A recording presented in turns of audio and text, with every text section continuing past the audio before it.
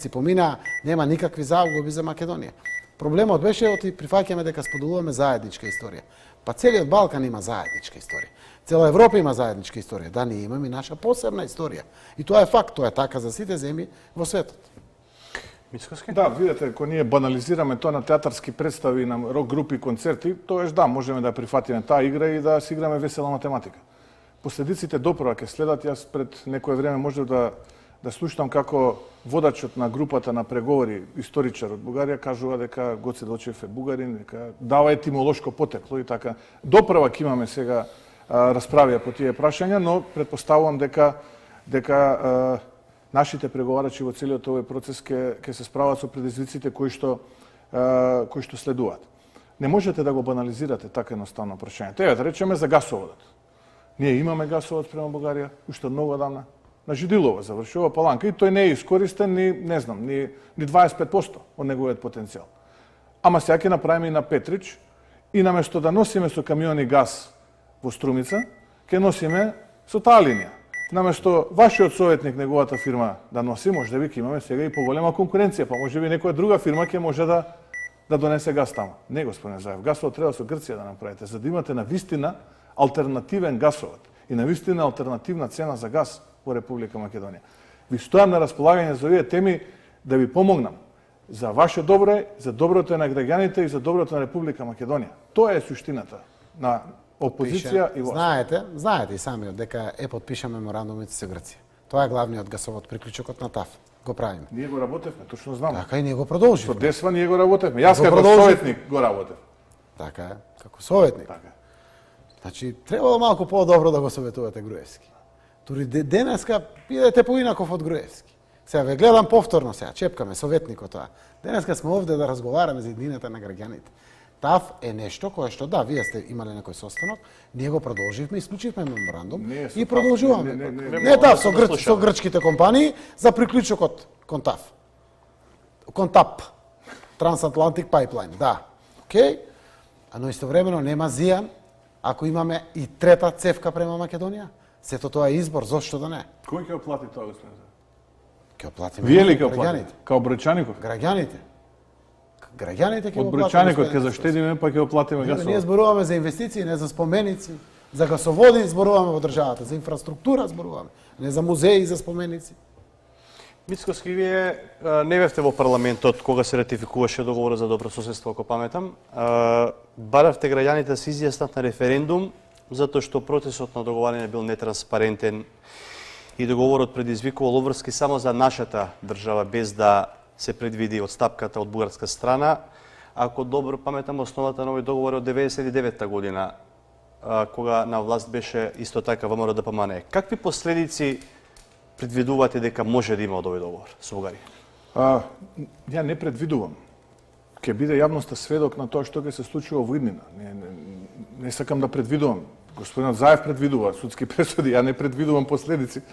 Јас само зборувам фактографски и моите тези ги темелам врз основа на факти и аргументи, не на чувства и гласини. Ние тогаш како политичка партија излеговме со наша позиција, кажавме во кој дел имаме забелешки, многу јасно, гласно и транспарентно го кажавме дека тој е асиметричен и така натаму. Еве доправа ќе видиме кои ќе видат реалните последици во реалниот живот. Само знаете што? Вашата позиција со соседите и вашата меѓународна позиција не можете да ја купувате, распродавајќи ја Македонија. Супер е тоа. Одлично звучи. Пријателство, градиме мостови. Но вие ако тргувате со националните интереси и чувствата на македонците, нема никој да ви забележи. Ке бидат добре дојдени секаде, не само таму, не само ваму, не само горе, не само доле, секаде. Целта на политичарот е како на крајот од денот во едни преговори да остои што е можно поголема територија во тие преговори за сметка на својот народ, на својата држава. Без разлика дали станува збор за културолошки аспекти, без разлика што ги банализира господинот Заев, уметнички аспекти, спортски аспекти, енергетски, бизнис, економски. Супер е ова. Супер е, јас ќе ви кажам, јас имав 2 научни проекта со Техничкиот универзитет во Софија. И пред договорот функционира супер, И предпоставувам сега функционираат супер откако е договорот потпишен. Јас за жал веќе не сум таму поради лимитираните временски можности. Истото сум го имал и со соседните држави. И со Грција, и со Србија, и со Албанија, и со Косово. И не спречувале договори да ние имаме научна соработка со соседите. Напротив, и многу убаво сме се чувствувале. Сме разменувале идеи, магистранти, докторанти, студенти, абсолвенти. Не бил договорот епохален сега па да тоа се зголеми. Но добро е, нека се зголемува. Зашто не се зголемува? Државата оди напред. Велите? Мора да имате ставови, господин Мицковски. Не може цело време кружите како киша околу Крагуевца. Морате да имате ставови. А времето ќе покаже. Покажува времето. Свесни сте и морате да потврдите. Бугарија направи проблем една година при нашите интеграцијски процеси. Веќе тоа Бугарија не го прави. Таа буквално помага во нашите интеграцијски процеси. Ова не е ништо. Ова е нешто. Македонија не губи ништо. Бугарскиот премиер спомна македонски народ овде во Скопје, причествувањето на годишнината од екзодусот на евреите. Таму стои тоа на македонски јазик. И апсолутно тие се придобивки. И по полека вака се отвараат прашањата кои што биле затворени со години и со децении. Мудроста на политичарите е да донесе повеќе отворени можности за своите граѓани, а не цело време да зборувате времето ќе покаже. Времето покажува Македонија оди напред. Не е веќе скарана со никој. Македонија има пријатели кои што ја помагат и ќе ја помагат. Ако и опозицијата биде поразумна, уште ќе ја помагат на Македонија. Точно. Македонија тргува со сопствените национални интереси, ги распродава и гради пријателства. Точно е тоа, господин Заев. Точно. Она што некој со години го создавал со мака, крв и многу труд, вие го распродавате. Видете, ја не сум како киша околу Крагуевца, него сум како надојден вардар со многу факти и аргументи, што ќе го оддува торнадото кој што и се спрема на Република Македонија. А тоа, граѓаните ќе го кажат на следните парламентарни избори. Ќе бидеме сведоци двајцата. Извештајот на Европската комисија за напредокот на земјава со чиста, безусловна препорака за датум, внимателно скинени сите позитивни моменти, но и низа задачи што треба да се исполнат во наредниот период. Во првиот сет прашања зборувавме за темите каде што имаше најмногу забелешки.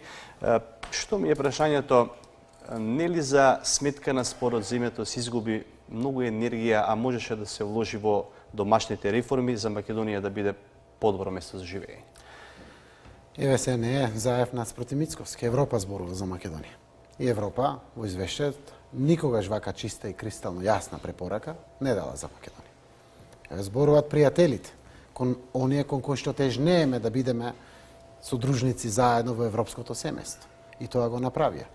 Јас трошам 10% од моето време на меѓународната политика.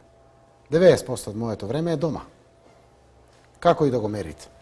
Да, на реформите, еден дел, но преку 60% трошам на економијата. Јас сум економист и сакам да имаме економски резултати. И апсолутно, при делот на реформите, тоа што го правиме за Европа не е само заради Европа. Тука беше вашето прашање. Туку е квалитатив за граѓаните. Но реформите треба да бидат и во диалог со опозицијата. Едниот период имавте парламент без опозиција. Не може да носите реформски закони и после да гарантирате дека тие се најдобри. Имавме многу конструктивни работни средби со работните групи, каде што опозицијата покажа големина, но и власта покажа доблест да прифати. И тоа така исправно, оти тоа му гарантира успешност на процесот на реализација на ваквите законски решени. И треба да продолжиме, с тоа го поздравив. Јас излегов јавно, реков тоа е заеднички успех. И е заеднички. Може би ќе добиевме чиста препорака, кој знае?